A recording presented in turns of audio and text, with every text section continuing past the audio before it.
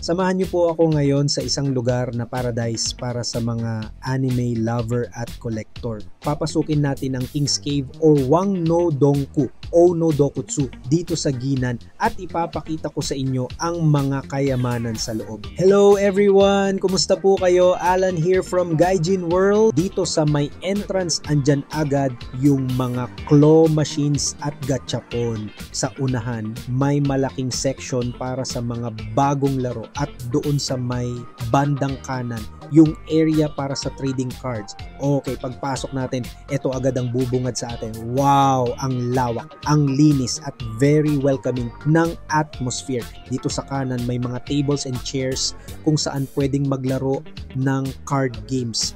Mukhang may mga naglalaro doon ngayon, seryoso sila sa laban nila.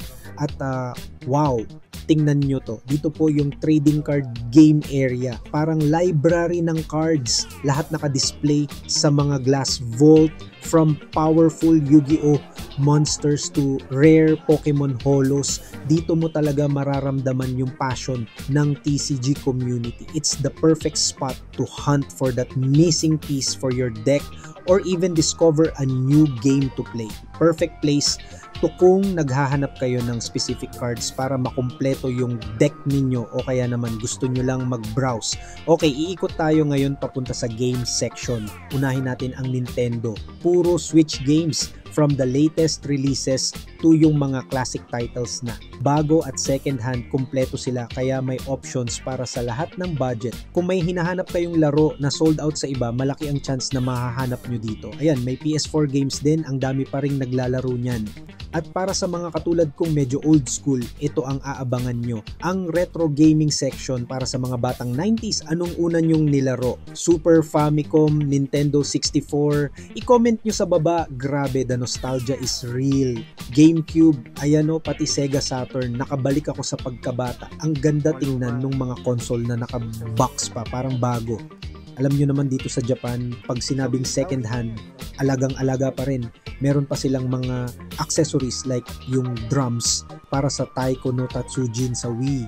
Ang cool, ready to play na lang. At ito pa, may mga gacha prize games sila for rare retro cartridges. May S tier, A tier, B tier, swertehan talaga. Para sa mga collector, this is a fun challenge. Dito naman, mga second-hand Nintendo Switch consoles. May iba't ibang models at presyo. Good option kung nagtitipid o naghahanap ng first console para sa mga anak nyo.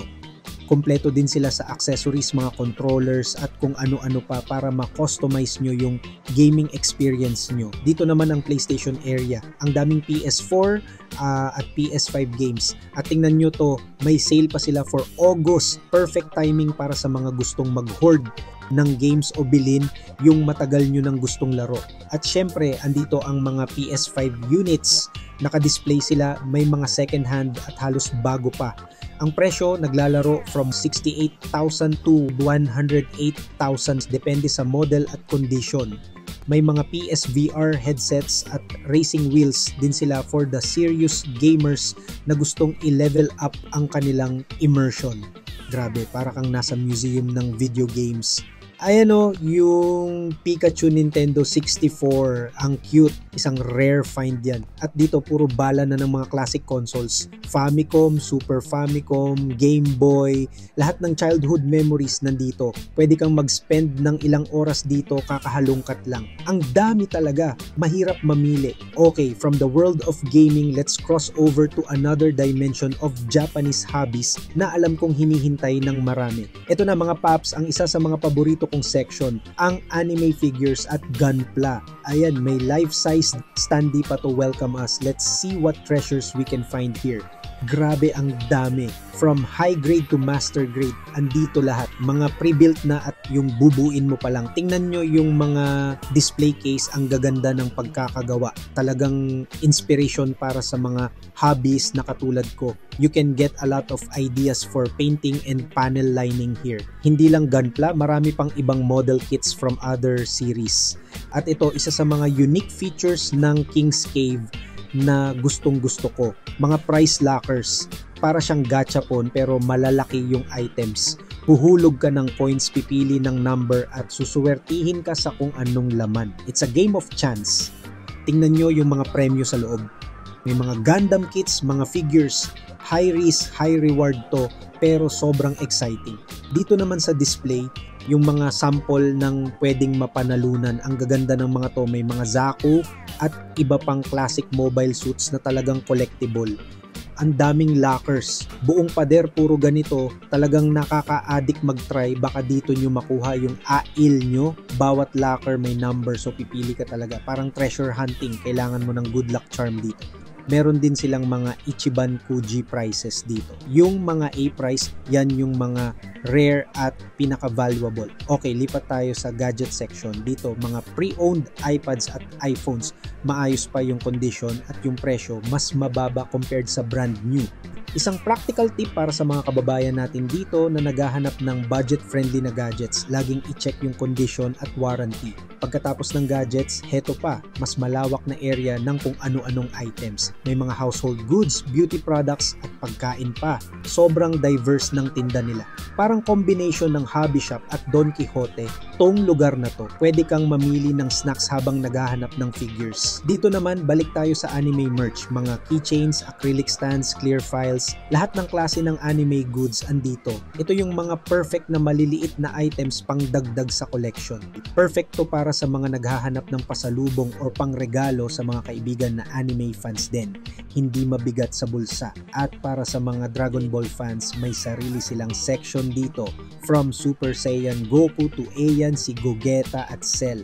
May mga price figures at scale figures din. Sunod, My Hero Academia. Ang daming figures ni Deku at ng Class 1A. Plus Ultra. At syempre, hindi mawawala ang Demon Slayer, isa sa pinakasikat na anime ngayon. Ayan si Tanjiro in different poses and figure lines like Grandista na kilala sa laki at detalye. Tenho, pati si Zenitsu at Kanao andito. Kompleto talaga sila, kaya kung may hinahanap kayong character, check nyo lang dito. Sandali, napadaan tayo ulit sa musical instrument section. Mga gitara, bass at may drum set pa. Second hand din to, kaya mas affordable. So kung may balak kayong magbanda dito sa Japan, pwedeng maghanap ng gamit dito. Balik tayo sa figures. Ito yung mga high-end scale figures. Tingnan nyo yung details. Grabe. Ayan, mga Gans figures. For the more mature collectors, ang ganda ng pagka-sculpt. Ang presyo, medyo mataas, from 15,000 to 26,000. Pero yung quality, sulit na sulit. Ito yung mga centerpiece ng collection. Ayan, may One Piece, si Luffy Gear 4, ang dynamic ng pose, at Jujutsu Kaisen, si Gojo, Yuta at Nanami. Galing sa mga sikat na manufacturer to, kaya yung details talagang museum quality. Okay, pasok tayo sa aisle na to. Ito yung mga waifu figures. Ika nga, chuckles respectfully. From popular series like the quintessential quintuplets. Ang taas ng quality ng pagkakagawa sa mga to. Ayan, may mga bunny girl figures din na sikat sa mga collectors dahil sa 1/4 scale size nila. Talagang investment para sa mga seryosong collector. Ang daming choices from different series. Kailangan mo talaga ng malaking display cabinet para sa mga ganito. Ang gaganda ng pagka-sculpt at paint job, bawat isa parang artwork. Bukod sa mga naka-display, heto pa yung mga naka-box. Puro price figures naman to. Mas affordable kaysa sa scale figures, kaya magandang panimula for new collectors. Ayan, puro the quintessential quintuplets. Lahat ng magkakapatid andito. Pwede mong kumpletuhin yung set. Meron din silang section para sa mga tokusatsu fans. Ayan o, mga Kamen Rider belts from the old series to the new ones. Pangarap ng bawat batang lalaki to noon, pati yung mga SH Figuarts andito din. Para sa mga batang 90s, siguradong matutuwa kayo dito. May mga Super Sentai robots din, yung mga pinagsasama-samang mecha. Grabe ang laki. At para sa mga kaiju fans, ayan, si Godzilla at mga kalaban niya. King Ghidorah, ang astig. Tingnan nyo yung details, parang totoong-totoo. Grabe, hindi na uubos yung mga items dito.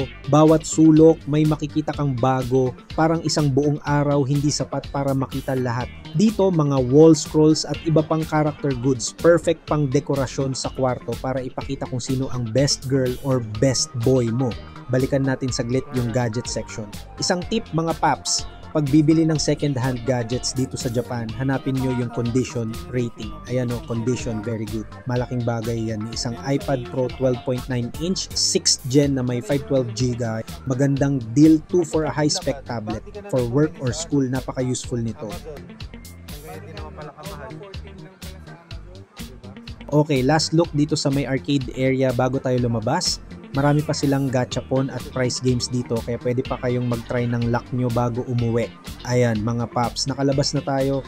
Isang mabilis na tour lang yun sa napakalaking mundo sa loob ng King's Cave. Sana na-enjoy nyo yung pag-iikot natin. Kung may mga tanong kayo or may specific na item kayong gustong makita sa mga ganitong tindahan, i-comment nyo lang sa baba. Baka sa susunod, yan naman ang hanapin natin. Maraming salamat po sa panonood. Ito po si Alan ng Gaijin World. Laging handang gumabay sa inyo. Ingat po tayong lahat.